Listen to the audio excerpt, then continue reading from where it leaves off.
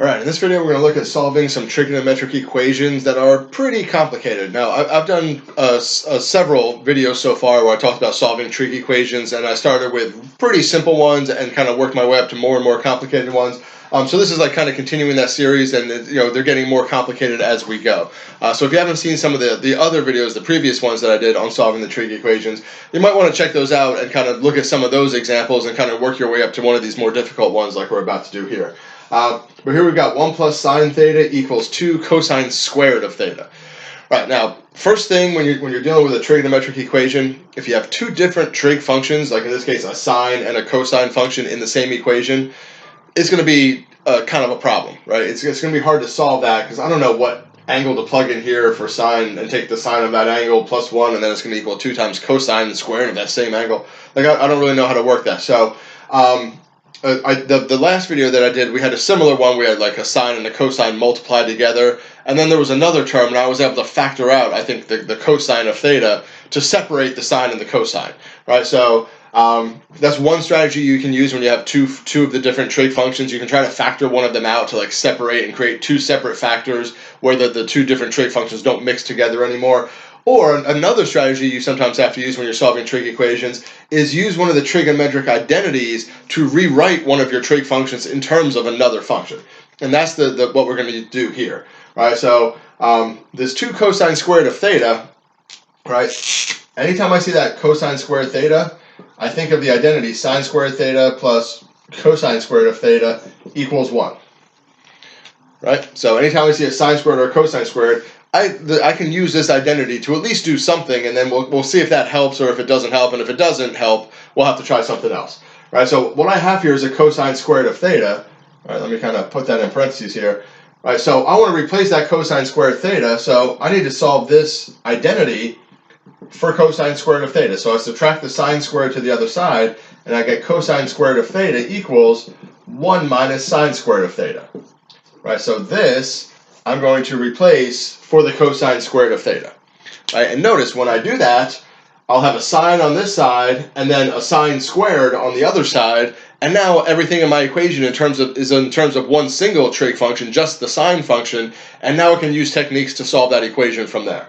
Right, so let me do this substitution. So I'm going to get 1 plus sine of theta equals 2 times, and then in place of cosine squared, I do 1 minus sine squared theta. All right, so I've here by recognizing that cosine squared and thinking about this, this identity here, I can replace the cosine squared with an expression that involves a sine squared, and then I can have my equation just in terms of the sine function, and the cosine is gone. All right, so now what I have is one of these trig equations that are in the quadratic form. And I did an example like this on a video that I did previously, because I have a sine to the first power and a sine to the second power. So let me simplify this and kind of put it all together here. So 1 plus sine theta equals 2 minus 2 sine squared of theta. Right, so I distribute that 2 into the parentheses there. And now what I'm going to do is subtract the 2 over to the other side and add that 2 sine squared theta to get everything on one side of the equation. Since I have a sine to the first power and a sine to the second power, this is going to be in a quadratic form. And when I'm solving a quadratic equation or an equation in quadratic form, I want everything on one side of the equation equal to 0 on the other side. All right, so I'm going to get a positive 2 sine squared theta. I'm going to get plus sine of theta. And then I had a 1 here, and I'm subtracting the 2, so that's going to be minus 1, and then equal to 0. All right, so once I recognize the form that I have here, which is a quadratic form, I bring everything to one side, and now my equation becomes 2 sine squared theta plus sine theta minus 1 equals 0. And if you watch the other videos that I've done on solving trig equations, we have seen one that was somewhat similar to this, which we can solve using the quadratic form and either factoring or using the quadratic formula to solve it.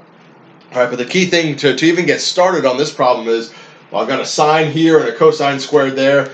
I don't know how I'm going to solve that or make those mix. Like I can't bring the cosine squared to this side and try to factor it because I can't factor something with a cosine squared and a sine to the first power. Right? It only works if they're the same trig function, either both sines or both cosines. If one's a cosine squared and the other one is a sine, I can't do the factoring method there. I can't treat that like a quadratic equation because it's two different trig functions. Right? So one of the techniques you can use in that situation is use your trigonometric identities. And I did some videos on the trig identities and simplifying trig expressions and stuff like that, so you can check out those if you want to. But replacing that cosine squared with a 1 minus sine squared, getting everything in my equation in terms of the sine function, and now we have this quadratic form. Right, so now what I can do with this is I can make a variable substitution. Let's say x is equal to sine theta. Right, if I do that, I'm going to get 2x squared plus x minus 1 equals 0. And then I have a fairly simple quadratic equation here that I'm going to have to solve in order to solve this original equation. All right, so and again, a couple videos back, I did one like this where we had to use the factoring method and we did this variable substitution. So for more explanations of that, you can watch that video. But basically, just to make this easier to work with, in order to think of this as a quadratic equation, in place of everywhere I have that sine theta, I just put the variable x in its place, and now it's just a basic quadratic equation that I'm going to solve. All right, so this one I'm going to try to do by factoring, and I'm going to use a trial and error method just to try to get through this quickly. So 2x squared is going to be 2x times x. A minus 1 is going to be a 1 and a 1, but one of these has to be a plus and one has to be a minus. And they have to add up to a plus 1x. So I'm going to make a plus here and a minus there. Then when I do the inner and outer terms, it's going to be a plus 2x and a minus 1x. That adds up to a positive 1x. All right, now, if that didn't quite make sense, the AC method for factoring this type of quadratic expression, if you go through those steps for the AC method, you should get this factoring. It might take you a couple extra steps than what I did here. But I've done enough of these, and these numbers are small enough that I can just kind of figure out what those numbers are going to be by what we call the trial and error method. Or you could use a quadratic formula on this, since it's a quadratic equation here. You can use a quadratic formula to solve that as well. All right, so I have 2x minus 1 and x plus 1 equal to 0, so I have to solve each of those. So I do 2x minus 1 equals 0, and I do x plus 1 equals 0. For the x plus 1, all right, I subtract the 1 to the other side, I get x equals negative 1. For the 2x minus 1, I add the 1 and then divide by 2, so I'm going to get x equals 1/2. All right, so those are going to be my two solutions to this quadratic equation that we ended up with over here. X equals 1/2 and x equals negative 1. All right, so now, what do I do with that? Are those my solutions? Is that the end? I have the answers? It's not, because remember, our original equation was this trig equation in terms of the variable theta. Right? In doing the work, I made this variable substitution. I said that x was equal to sine theta, right? And then I solved for x, using that quadratic equation that it turned into. But now what I need to do is substitute these back. I need to take x equals 1/2 and make it sine theta equals 1/2. I have to take x equals negative 1 and make that sine theta equals negative 1, and then solve those equations for theta. Right? So doing this variable substitution here, when I had this 2 sine squared theta plus sine theta minus 1 equals 0. I substitute the x in just to make this easier to work with when I'm solving the quadratic and doing the factoring or the quadratic formula. But then after I solve that for x, I have to substitute back to my original variable. All right, so whatever the x was equal to before, in this case sine of theta, whatever values I get for x, I set sine theta equal to those values. All right, so from my substitution here, since x equals 1/2, that gives me the equation sine theta equals 1/2. And since x equals negative 1, when I plug that in here, that gives me the equation sine theta equals negative 1. All right, so now I can erase all this other stuff that we had before.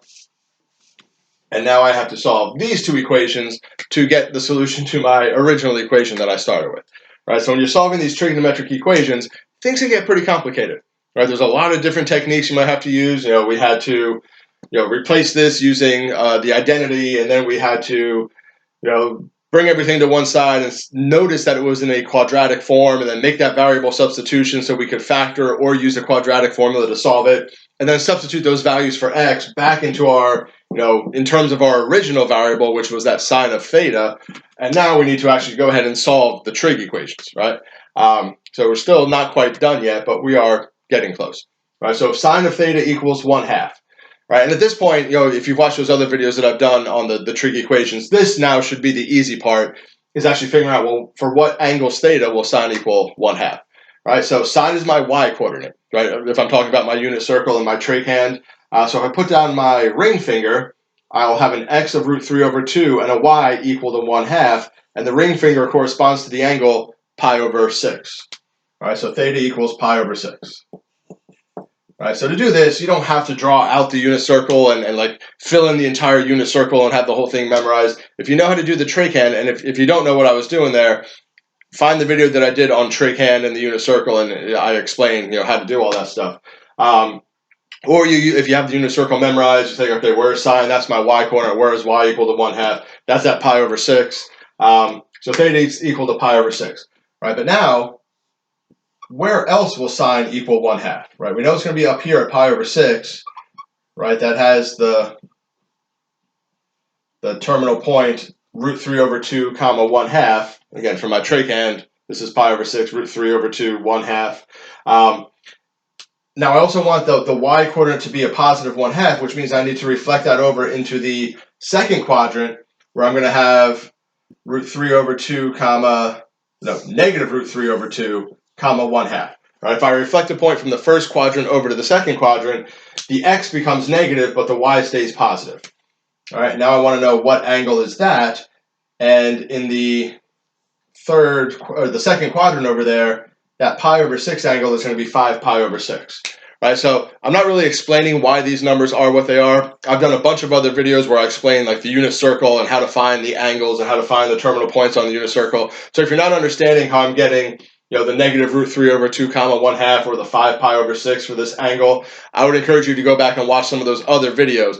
In order to solve these trig equations, you need to have that base knowledge of how the unit circle works, and knowing some of those values from the unit circle and how to find your way around it, so that you can do that kind of stuff fairly quickly and not have to spend 5 or 10 minutes of me explaining to you, all right, so this is how we get this number and this is where that angle is.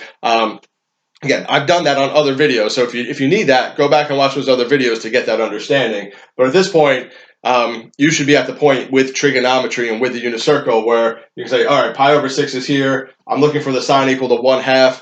That's a positive y value, so I need to reflect that over to the second quadrant. This is the terminal point over there, and that angle is going to be, if this is pi over 6, this one over here is going to be 5 pi over 6. All right, so my second answer then is theta equals 5 pi over 6. Right, and the more you know the unit circle and the more you understand those values, the quicker you can work your way through this part of the problem. Right, if it was just me doing this problem, like once I saw this, I would have had these two answers in a matter of like 20 or 30 seconds, and then I would be done with the problem. Right, explaining it obviously takes some more time. So depending on your level of comfort with the unit circle and the trig hand and being able to find those values, this part of the problem could be really quick if you know that stuff really well. Or it could take you a lot longer if you actually have to draw out the unit circle and like fill in every single point around it and like think about it and oh wait, I erased that because I think I did that wrong. Then it's going to take you longer to do this part of the problem. All right, so practice doing the unit circle, practice those previous types of problems where you use the unit circle to evaluate the sine functions and the inverse trig functions and all that. All that stuff is important in order to be able to solve these equations. All right, so anyway, my two angles, pi over 6 and 5 pi over 6, those are my solutions in one period of this graph, and then I add the 2 pi k to each one. And again, if you watch the other videos that I did on solving the trig equations, I explained in those videos why we add the 2 pi k. Right, we do that because the 2 pi represents another trip around the unit circle where I end up at the same terminal point, and all those angles are going to have the same sign. Right, so the k represents an integer, so any number of trips, any number of full trips I take around the unit circle to keep ending up at that same point, this covers all the possibilities. All right, for my other equation here, sine theta equals -1. All right, so where on the unit circle is y equal to -1? Well, that's down here. At the terminal point is 0, -1, and that's for the angle 3 pi over 2. Right, that should be one of the ones you just know from the unit circle. The negative y-axis, the terminal point is 0, -1. Sine is the y coordinate, so that's where y equals -1. So my angle there is 3 pi over 2, so theta equals 3 pi over 2. And then once again, plus 2 pi k, right, to cover, going here, but then every time I do another lap around the circle in either direction, I end up at that same exact terminal point. And at that point, sine of theta is always going to equal -1. All right, so that's one example solving this, way more difficult type of equation than some of the other ones I've done before. We had to use a trig identity. We had to do a variable substitution and factor the quadratic, and then also still solve the trig equations. I'm going to do some more videos too with some, also difficult examples. So make sure you keep watching these videos I'm doing.